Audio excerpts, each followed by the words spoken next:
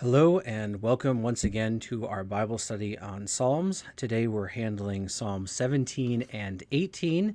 You'll notice that we are in a different location. We're in my office here at Redeemer Lutheran Church, and we're back to mostly normal business as usual, as it were, still with a lot of the CDC guidelines in place and all of that. But at least we're trying to get back to normal. So I'm here at the office. It is Wednesday, June 10th already. And this video is a little bit late. And that's because we had some excitement here yesterday around 5 o'clock. We had the first round of this tropical storm roll through, and it brought down a tree on our neighbor's property, which landed on our power line and clipped all of that. And actually, I think I can even show it to you here.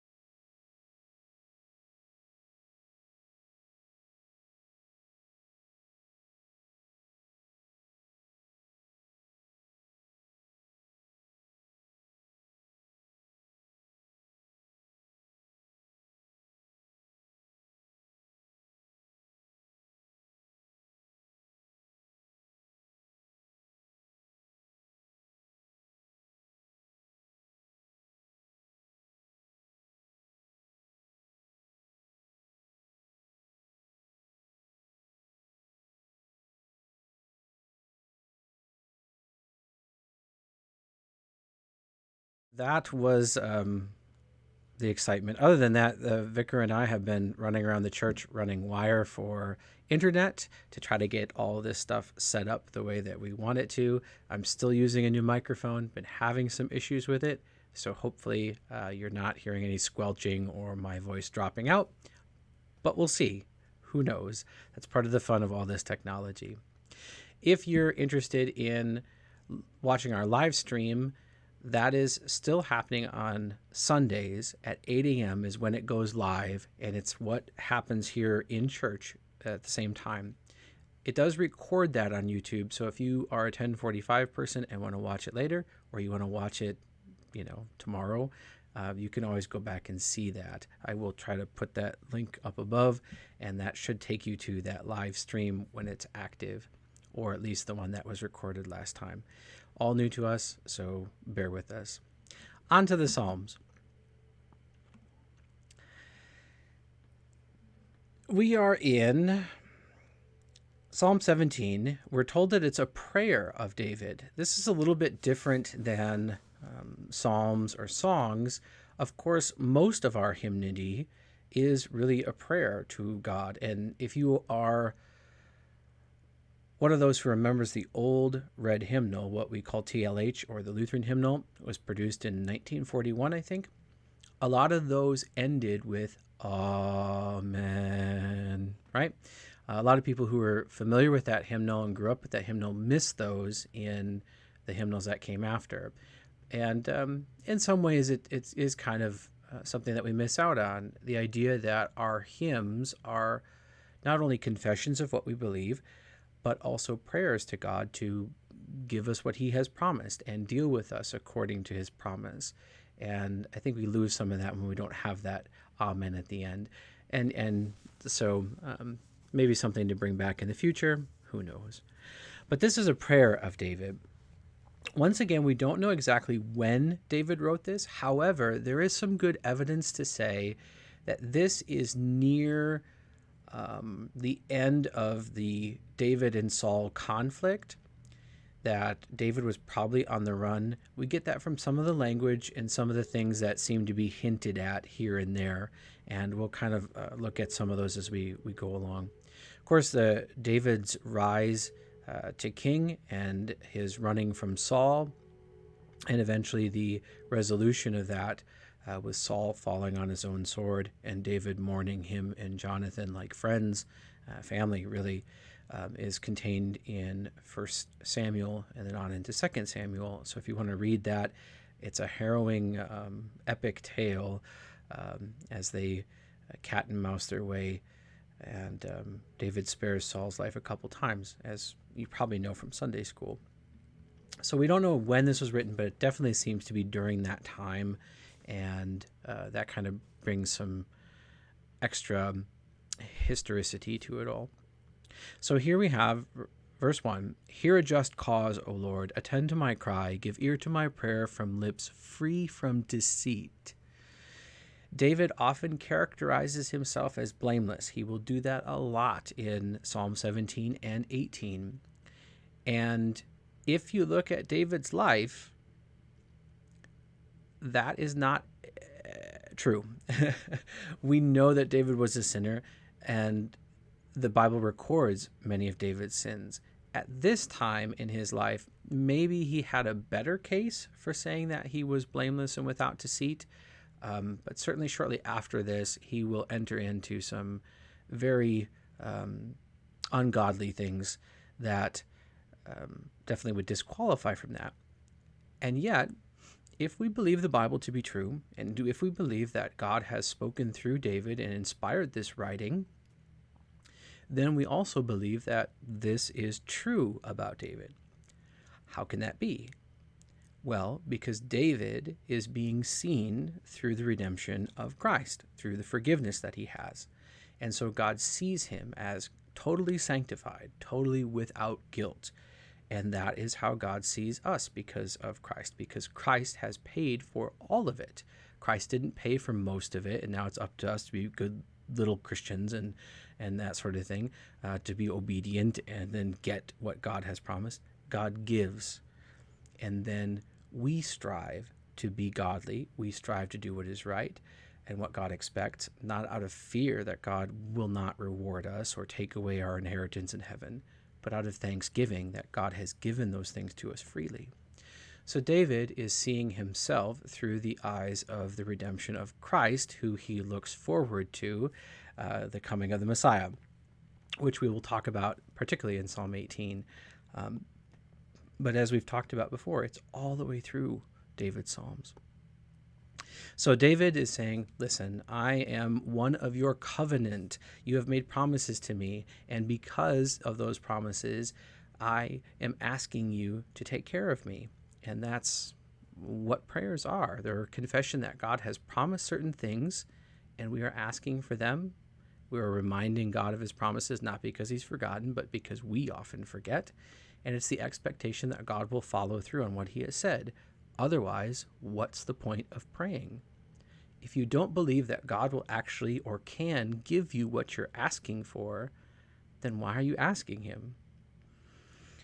If I won the lottery and I have $400 million to my name, and you are $150,000 in debt, and you say, hey, I bet Pastor Eric would be generous enough to help me pay off my debt, especially now that he has $500 million in his name, because he won the lottery. Not that I play the lottery. I've never had any inclination to do that. But let's just assume. That's wholly different than if I didn't win the lottery and I don't have millions of dollars to ask me to pay off your loan of $150,000 is outside of my capability. I can't do it. It would be senseless to ask me. However, if I could, if you believed that I could do it, then to ask me makes sense, okay? So if we ask God to help us in this situation, to preserve our life, to protect our family, to heal certain people, to do whatever, we actually believe that he can do it. He may not do it the way we want to because he answers according to his will, but it's at least a confession that we believe that he can and that he's willing to in some way, okay? So that's why this is a prayer, and David is simply saying, I'm a person of your promise, and I'm coming before you as that child. From your presence, let my vindication come. Let your eyes behold the right. David feels like he's been wronged. That's been common throughout a lot of the Psalms, as we've seen before. Oop, too far. In verse 3, he says, you have tried my heart. You have visited me by night. You have tested me, and you will find nothing. I have purposed that my mouth will not transgress. David again is saying, I am upright, and there is no deceit in me. He's even saying that God has visited him by night. What does that mean? A surprise inspection. People during the day, they go out in public and they look all presentable, and then when they go home and it's just them in their house, you see how they really are. And if you were to stop by at 10:30 at night, you wouldn't see the public persona that they put on. David is saying, listen, I'm not just righteous in front of other people. So if you want to come by my house, midnight, 2 o'clock in the morning, you will find me doing only that which is righteous again. So he's saying, I'm completely righteous. Again, is that true about David? No, it's not. And yet he is seeing himself through God's eyes, God who sees him through Jesus Christ and his sacrifice for David's sin, the Christ that is coming. So David is saying that I, once again, am blameless. With regard to the works of man, by the word of your lips, I have avoided the ways of the violent. My steps have held fast to your paths. My feet have not slipped. David is saying, I'm pursuing righteousness, and I'm not distracted. And he understands violence as being against what God wants. And yet David was in many times a man of violence, but not as much as Saul. Saul's issue was that for him, his faith was always a half step behind what Saul wanted to do. And that's why he gets in trouble with Samuel. Samuel told him to wait till I get there before we sacrifice to the Lord. And Saul got nervous. He said, battle was coming. Samuel didn't show up, so I offered the sacrifices. And Samuel comes and says, you couldn't just wait. God would have kept his promise. Everything would have been okay. Okay, so it wasn't that Saul was completely faithless. It was just that his faith wasn't the most important part of his kingship. And that's why Saul, who's the king that Israel asked for, is replaced very quickly with David of a different tribe and everything else. So David is saying that I am the blameless one again. I call upon you, for you will answer me, O God. Again, there's that expectation that God will fulfill his promise. Incline your ear to me, hear my words. Again, we have that anthropomorphism of God that David, of course, understands that God is spirit, and yet he speaks about him as having a physical body. And I believe that that's a confession of Christ. I don't think that David was simply picturing God in his own image. I think it's rather the other way around. But we also understand that David knew that a Messiah would come. And I think he understood the incarnation. So I think whenever we see that, David is confessing Christ. Wondrously show your steadfast love, O Savior of those who seek refuge from their adversaries at your right hand. He's asking God to save him. And, O Savior. I mean, again, Jesus. Of course, I'm reading Jesus into that, or rather out of that, I would say. But I think he's there, and I don't think David was confused. Keep me as the apple of your eye. The Hebrew for apple of your eye actually is the dead of night. That's what the Hebrew means there.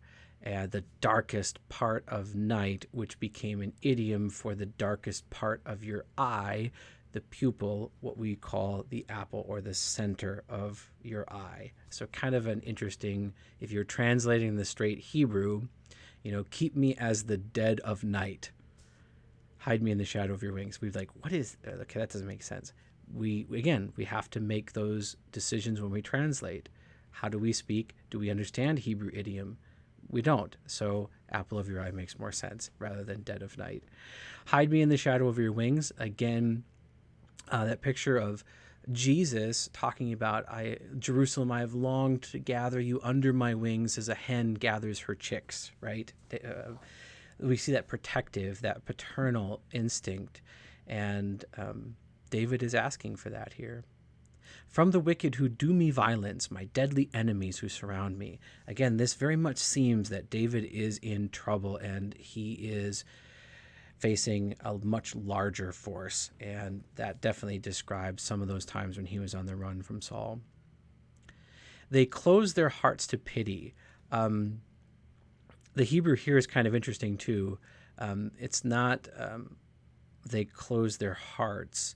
It's their fat hearts is what it says in Hebrew, or rather their fatness closes off. So it's almost as if in their greed, in their I'm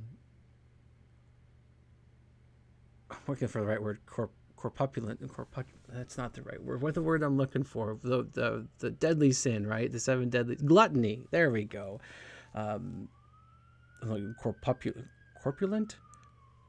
Corpulence, some word like that. It's escaping me now, but gluttony was the one I'm looking for. In their gluttony for evil and wickedness, their middle, their chest, the fattest part of their body grows so fat that it swells off their heart, and they have no pity, they have no concern for anybody else.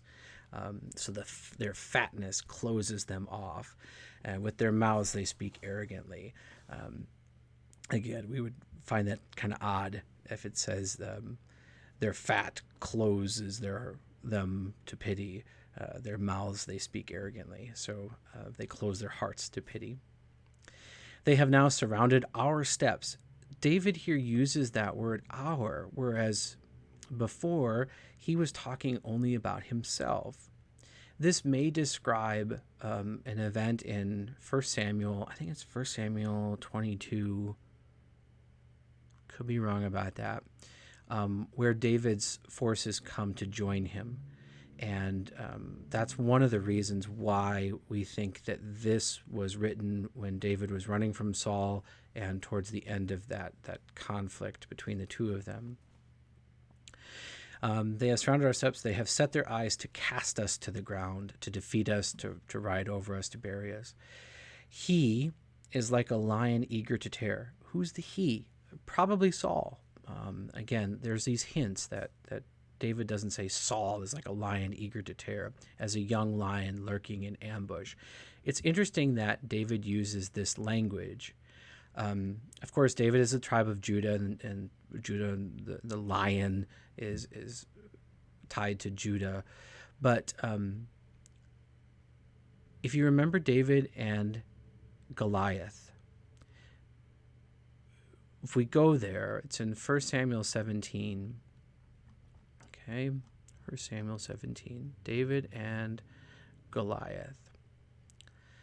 Now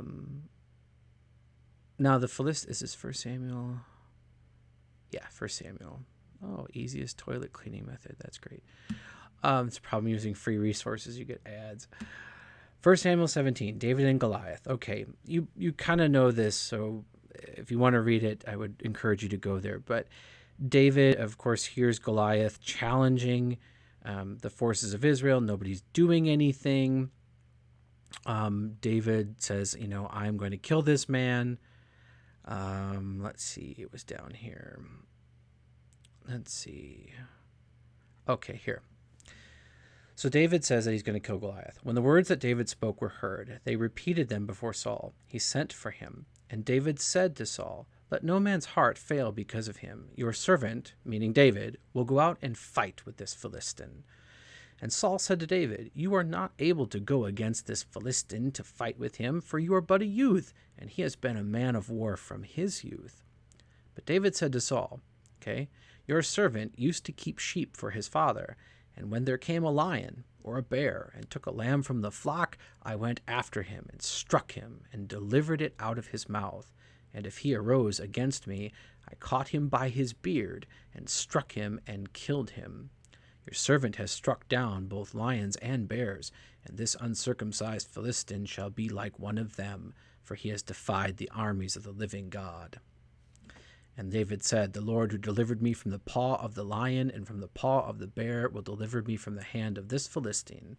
And Saul said to David, "Go, and the Lord be with you."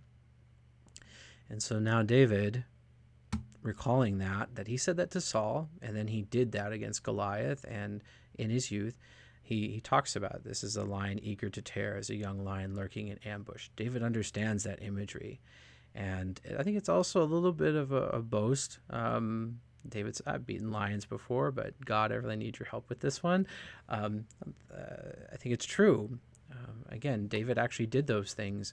He's boasting to Saul, and it would be easy to find out if he was lying. David was an athletic warrior, a strong warrior to do those things, and so this is not it's not a lie. And I think he's characterizing Saul here, and David is a little bit boastful in saying, "I've beaten lions before, but God, I really need your help." "Arise, O Lord, confront him, subdue him. Deliver my soul from the wicked by your sword." He calls the Lord to fight for him. "From men by your hand, O Lord, from men of the world whose portion is in this life." So David is talking about, my focus is on the next life, but I'm going against people who only care about what's going on in this life. "You fill their womb with treasure. They are satisfied with children, and they leave their abundance to their infants." This is strange language for us, but we have to understand what David is saying from the beginning. So he's contrasting those who live for God and are living for the next life with those who are living only for what is in this life. Okay? So you fill their womb with treasure. So God gives them great blessings in this life. God gives his blessings even to all evil people, the Catechism reminds us. And yet they are satisfied with their children. They're going to leave all that they have amassed when they die to their children, and that is the extent of their glory. It's all here. So you have people that amass great wealth and are respected by other people, and then they die, and we put their bodies in the ground, and they get their name on some hospital somewhere, right? And maybe somebody that goes to that hospital says, "I wonder who this hospital is named after. I'll look up this person." And they go, "Oh, I guess they were nice people." What good does that do the person who's in the ground? Nothing. And then after 10 years, somebody with more money comes and says, "I'll give you these $500 billion if you name this hospital after me, so that when I'm dead in the ground, then people can maybe look up my name on some plaque in one of the hallways and say, hey, I guess he was a pretty decent guy." Who cares? What does that matter? David is saying, that doesn't matter to me. I don't want what's in this life. I'm looking for the next one. So David is saying that they have their treasure, but they're going to die, and they're going to leave it to their heirs, and who cares? And then he says, "As for me, I shall behold your face in righteousness when I awake." That means after I am dead. Again, the Bible talks about death like sleep, okay? So we fall asleep, and we wake up. "I shall be satisfied with your likeness." So I'll see God. And with your likeness, again, if we believe that David understood the incarnation, that God would take on human flesh in the person of Jesus, likeness takes on a different meaning. "I shall be satisfied when I see Jesus." I could read that into there pretty easily. Maybe you don't want to make that stretch. That's fine. But for me, I see Jesus through all these pages and all these words, and I'm okay with that. As I did last week, I'm going to go to a short commercial break just in case none of this worked. Then I only have to re-record half instead of the whole thing. So I'm going to switch out and just stick with me, and I'll see you on the other side.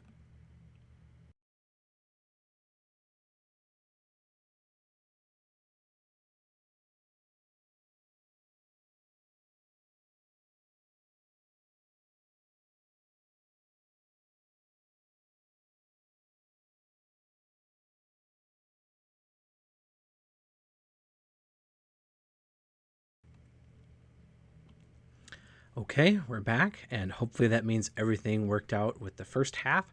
Now we're going into Psalm 18, a much longer psalm, but filled with some rich history and some beautiful language. And we have a more accurate idea of at least when David wrote it or why. I think it's more of a why David wrote it. And so let's get right into Psalm 18. The Lord is my rock and my fortress. To the choir master. So again, this is one that's meant to be used in worship. A psalm of David, so a thanksgiving of David. The servant of the Lord. That's how David identifies himself. Who addressed the words of this song to the Lord on the day when the Lord delivered him from the hand of all his enemies. Now, when was that day? If it was when the Lord delivered him from the hand of Saul, we would have a closer idea of when exactly that was. Okay, the day that Saul fell on his sword, and then news gets to David, and then we would know, okay, it's that day. But David had other enemies. He could be talking about other nations that he fought against, the Philistines, the Amalekites. We're just not sure. But we do know that when David felt that he had achieved victory and now was the time of peace, this is what he says. Okay? I love you, O Lord, my strength. David puts the Lord first. The Lord is my rock and my fortress and my deliverer. Remember all the Psalms that we've been talking about so far? That he's praying to God as a stronghold, and now he's saying God has come through. My God, my rock, in whom I take refuge, my shield and the horn of my salvation, my stronghold. I call upon the Lord who is worthy to be praised, and I am saved from my enemies. God has delivered. He doesn't boast in his strength as a military tactician or as a warrior, not at least at the outset here. He's giving all the glory and the success to God. And that's a good example, of course. Then he talks about the history. And here's really something kind of cool about this psalm. David is talking about a big span of his own life, okay? In his conflict against Saul, in his conflict against other enemies and nations. And yet the words that David writes harken back to other accounts in the Bible, and also point forward to accounts that haven't occurred yet for David, but we can look at and go, hey, it's kind of interesting how David says this language, and this happened with Jesus. This psalm, Psalm 18, really is a condensing, a summary, a beautiful review of the entire scriptures. And did David realize that? Did he write it that way? Or was the Holy Spirit guiding him to do that? I think that's definitely true.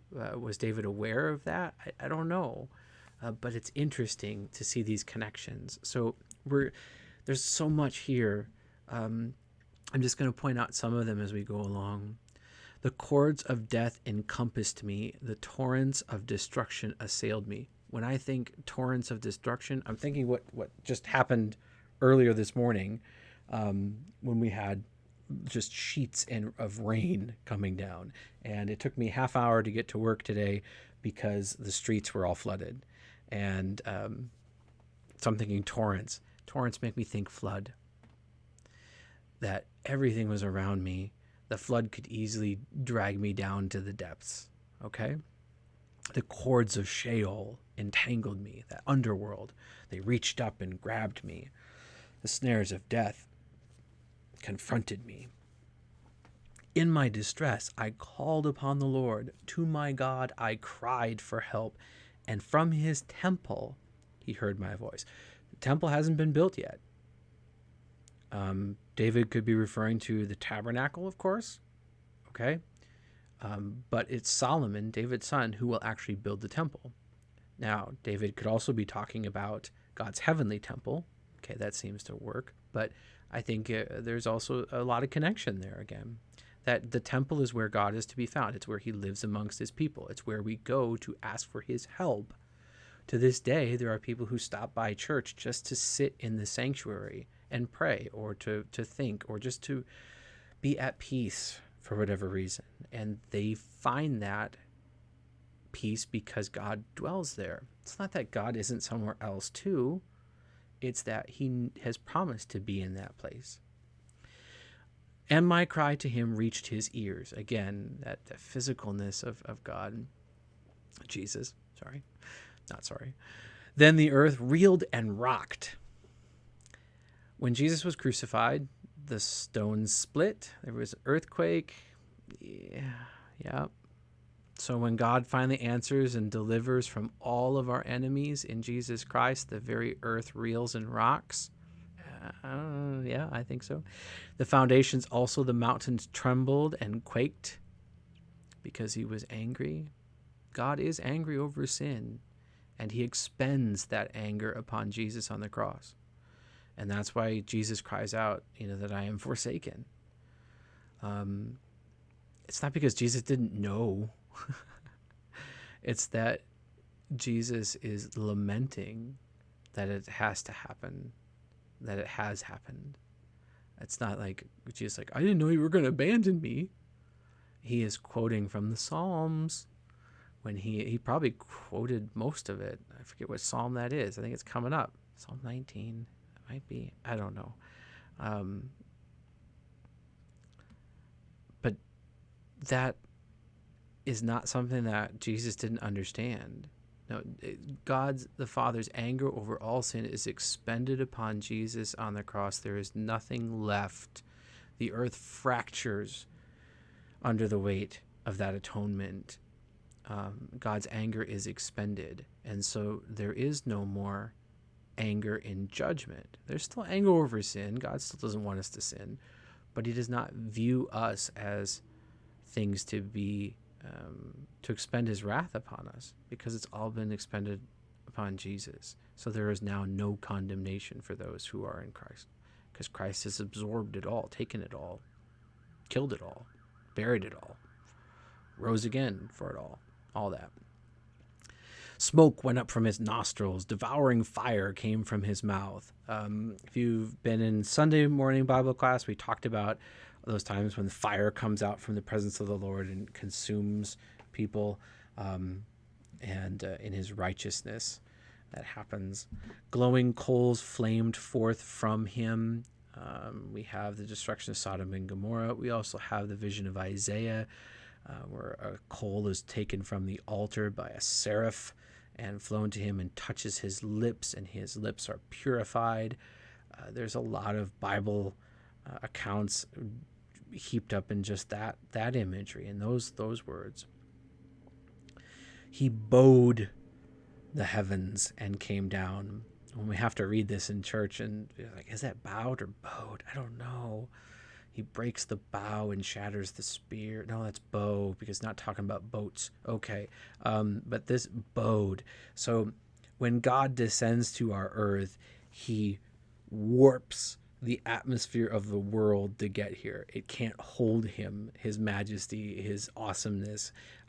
So it's like this big donut, kind of bulges down, of our atmosphere, and then there's a hole in the center, and then God comes down, and he's cloaked in thick darkness. It'll say, right? An image of Christ returning again in glory. He's talking about God's justice and God's deliverance, but there's a very physical, personal presence tied to it. And so this makes me think of Revelation. Here in David, writing thousands of years before that. I mean, maybe even millions of years before that, since we don't know when Revelation, when the Lord's going to return again, and bow the heavens. See, I can't even get it right now. The heavens come down. He's seeing an event in the future, but it's also a fulfillment right there in his own lifetime. He rode on a cherub and flew. He came swiftly on the wings of the wind. He made darkness his covering, his canopy around him, thick clouds dark with water. Out of the brightness before him, hailstones and coals of fire broke through his clouds. We had hail today, no coals of fire falling just yet. So, okay, but that these are all the manifestations of God's awesome power and authority. Let's talk about cherub, right? When I say cherub, what do you think of? In your mind, you're probably I don't have any in here, but those little chubby babies with little wings, right? That's what you think of cherub, okay? That's not exactly how the Bible describes angels at all, and cherubs in particular. The cherubim, and in Hebrew, the way you talk about plural is im. So cherub is singular. Cherubim is plural. Seraph is singular. Seraphim, okay, that's plural. All right. So cherubs, that's how we say in English, in the Bible are one of the more described types of angels. There seem to be quite a few different types or assignments for angels, and some of them apparently look different to us, or at least they have looked different for the few people who have seen them and recorded that in Scripture. I don't care about what somebody halfway around the world saw someday when they woke up and some angel was talking to them and then appeared on a tortilla chip or whatever weirdness is out there, the water stains and the Joan of Arc supposedly seeing somebody who has died or an angel or something. No. Let's stick with the Bible, okay? So cherubs, Ezekiel 1. Okay, let's go to Ezekiel 1. So Ezekiel's in Babylon, right? And he has a vision when he is by the Chebar Canal. The heavens were open, and I saw visions of God. Okay, sees all this, right? As I looked, behold, a stormy wind came out of the north, and a great cloud, very similar to what David is describing, with brightness around it, fire flashing forth continually, and in the midst of the fire, as it were, gleaming metal. And from the midst of it came the likeness of 4 living creatures, and this was their appearance. Now, in Ezekiel 10, Ezekiel will say these that he's talking about here, that he saw under the Chebar Canal, are cherubs, all right? He doesn't know that at this time, apparently. But later in Ezekiel 10, he will define them as these cherubim were the 4 creatures that I saw. So he is describing cherubim here, all right? And this was the likeness of the 4 living creatures. This was their appearance. They had a human likeness. In Ezekiel 10, he'll say that they have human hands as they reach out and grab things that are under their wings. But each had 4 faces, and each of them had 4 wings. Seraphim, on the other hand, when Isaiah sees them, he describes them as having 6 wings. So they're a different type or kind or something of angels. They're not people, okay? Angels are created beings for God's ministry, and they're not people that have earned their wings, okay? It's not in the Bible. Their legs were straight. The soles of their feet were like the sole of a calf's foot. Okay, so there's some human similarities, but then there's also some very, very different things. And they sparkled like burnished bronze. Under their wings, on their 4 sides, they had human hands, and the 4 had their faces and their wings thus. Their wings touched one another. Each one of them went straight forward without turning as they went. So they don't flap. They just move. As for the likeness of their faces, each had a human face. The 4 had the face of a lion on the right side, the 4 had the face of an ox on the left side, and the 4 had the face of an eagle on the other side, as opposed to the human face on the front or the back, or however, I don't know how you describe that. Such were their faces, and their wings were spread out above. Each creature had 2 wings, each of which touched the wing of another, while 2 covered their bodies. So interesting difference between the cherubim and the seraphim. Cherubs have 4 wings, and the seraphs have 6. In both cases, where they're described as having their bodies covered with 2 of the wings. The glory of the angels, because they are in God's presence, is too much for humans to take in, and so they hide that glory, the reflected glory of God, with 2 of their wings. Now, cherubs use their other set to float, fly, whatever, okay? But they're spread out, all right? Seraphs, it's described as they cover their bodies, all right? And they cover their faces, and then with the last set, they flew. The difference between cherubim and seraphim is that with cherubs, you can see their face, which I'm not sure what that means. I have no idea. Seraphim literally means burning ones, and they're the ones that are attending around the altar of God in Isaiah's vision. But other than that, we don't know a whole lot about them because they're not the focus. We should be putting up pictures of Jesus rather than little chubby babies floating around. Okay, I'm just saying. Angels aren't the focus.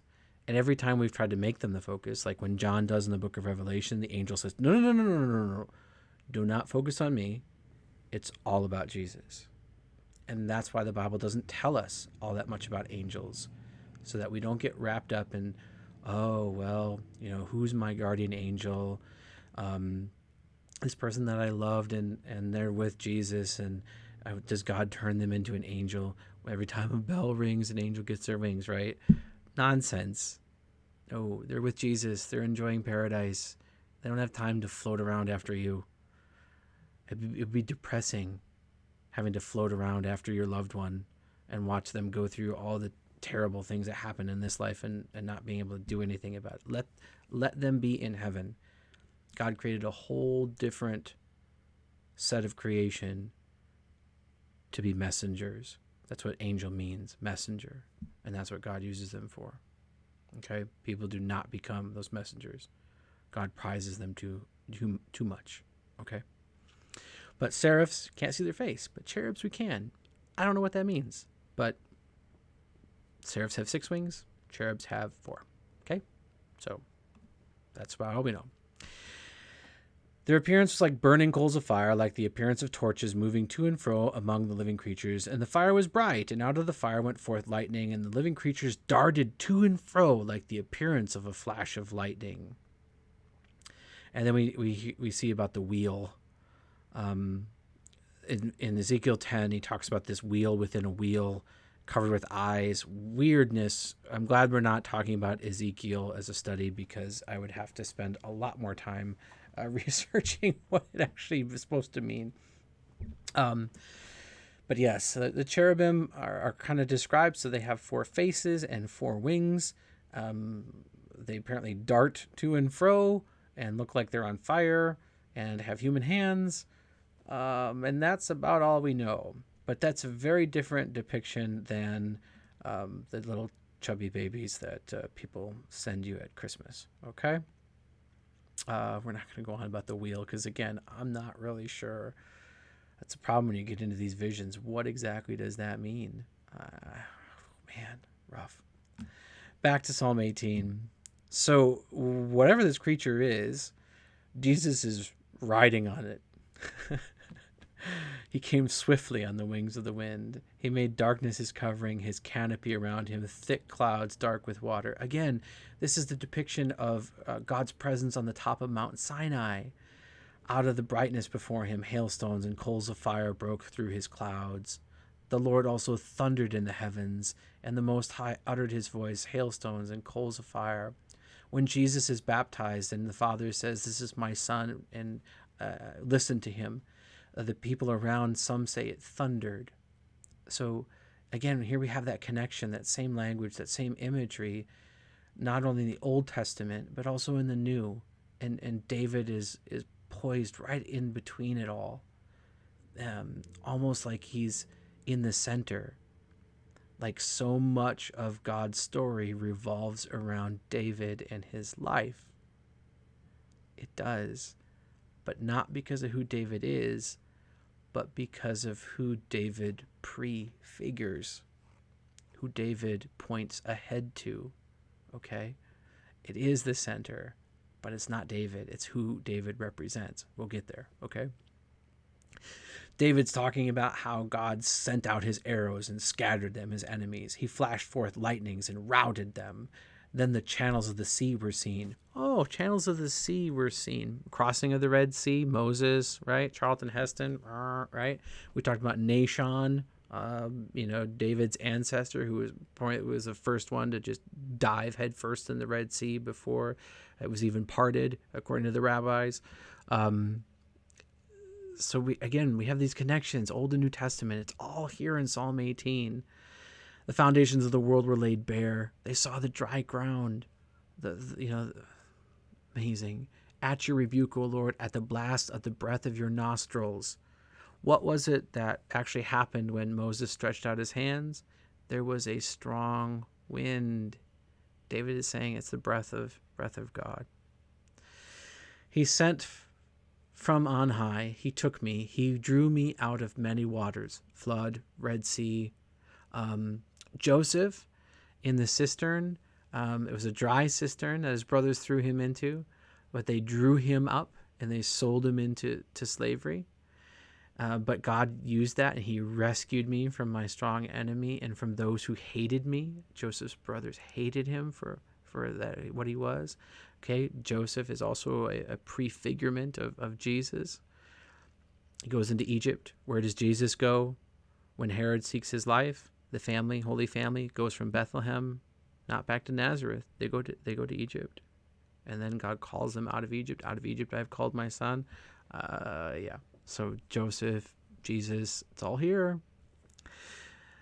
They were too mighty for me. They confronted me in the day of my calamity, but the Lord was my support. He brought me out to a broad place. He rescued me because he delighted in me. God's promise, his covenant promise, brings his people into the promised land, all there. The Lord dealt with me according to my righteousness. According to the cleanness of my hands, he rewarded me. Oh, really, David? That certainly sounds like David is a blameless man once again, right? However, if he is writing this after Saul is dead, which it definitely seems that way, David was originally married to Saul's daughter, Michal. Okay? Michal stayed behind. She actually helped David flee Saul, flee the city. So he left her behind. Saul then remarried Michal to somebody else, which wasn't right. David, in response, meets this woman named Abigail, who's married to some jerk, and the jerk is cursed by God, and he dies. And then David says, well, why don't you be my wife? Which was wrong, And to go even further, David found an additional wife. I forget her name. So he said, well, Saul took my original wife away, so I'm going to marry two more. That was before Saul was dead. This is against God's design and plan. So David is not blameless.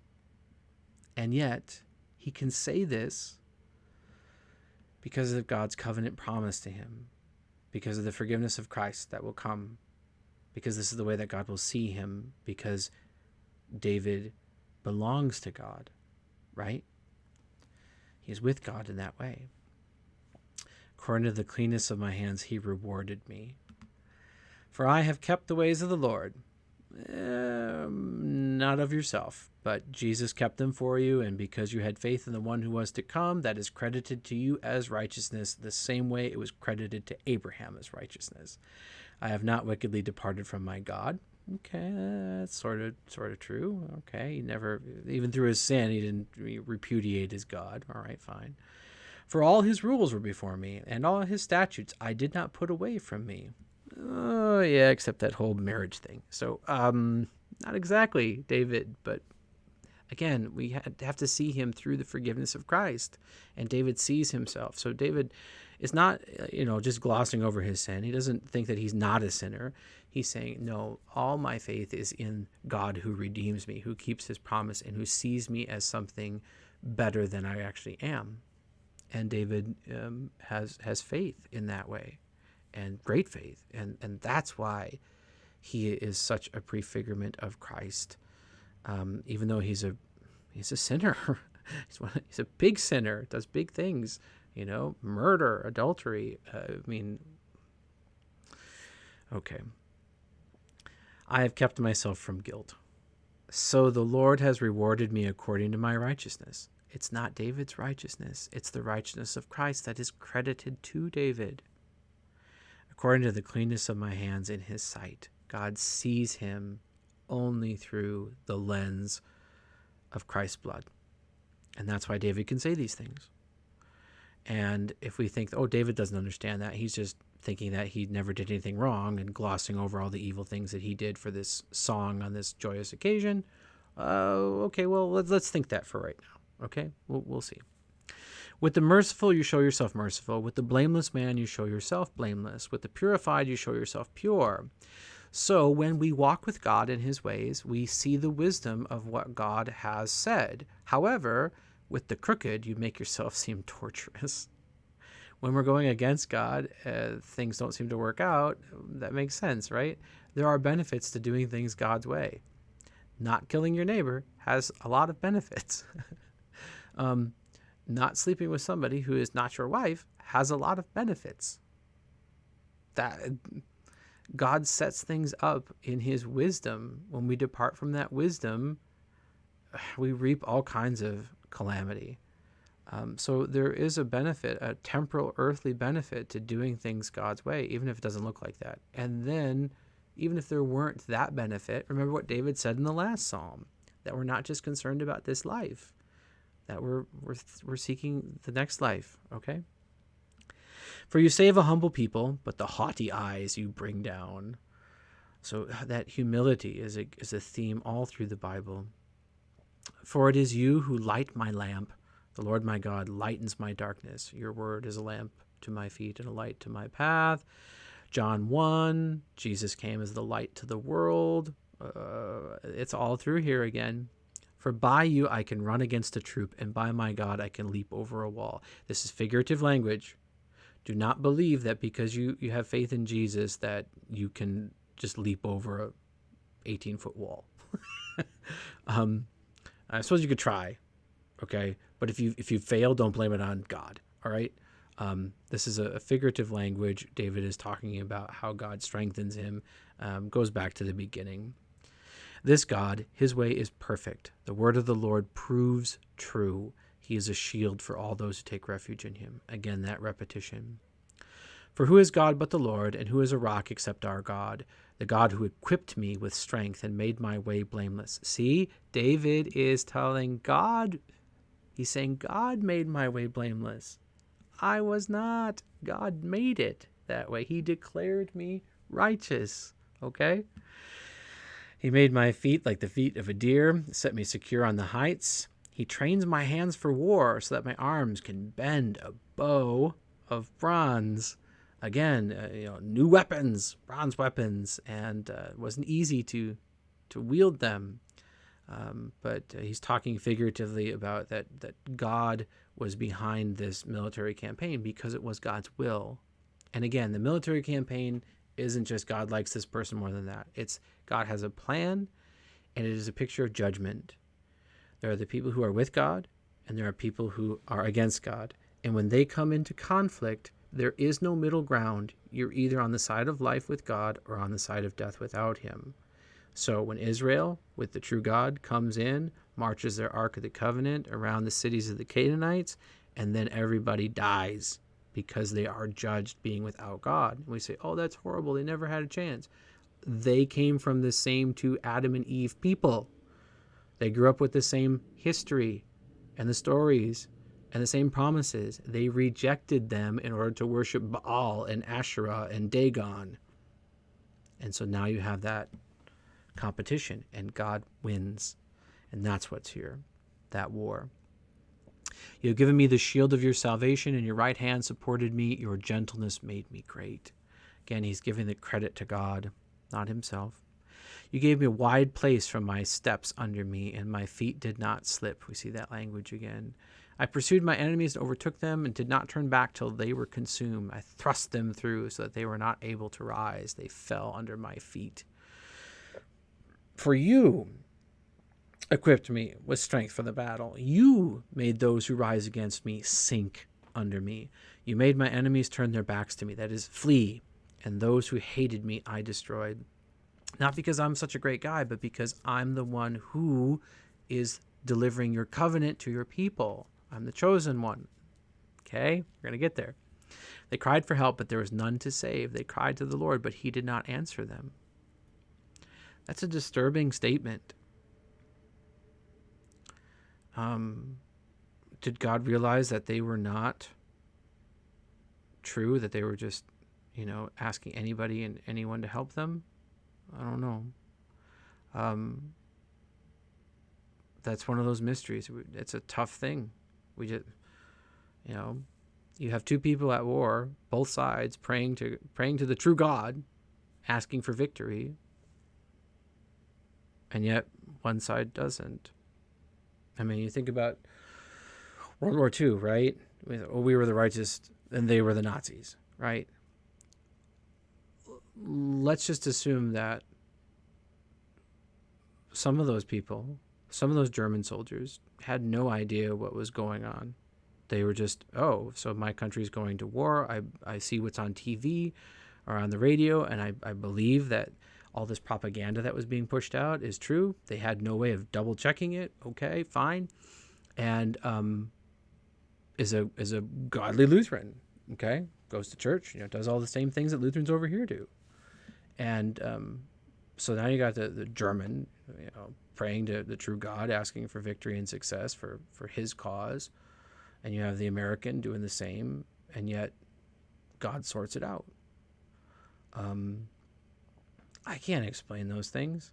I can't justify that. You have two Christians on opposite sides of a war, both praying, and why should one, that doesn't make sense to me.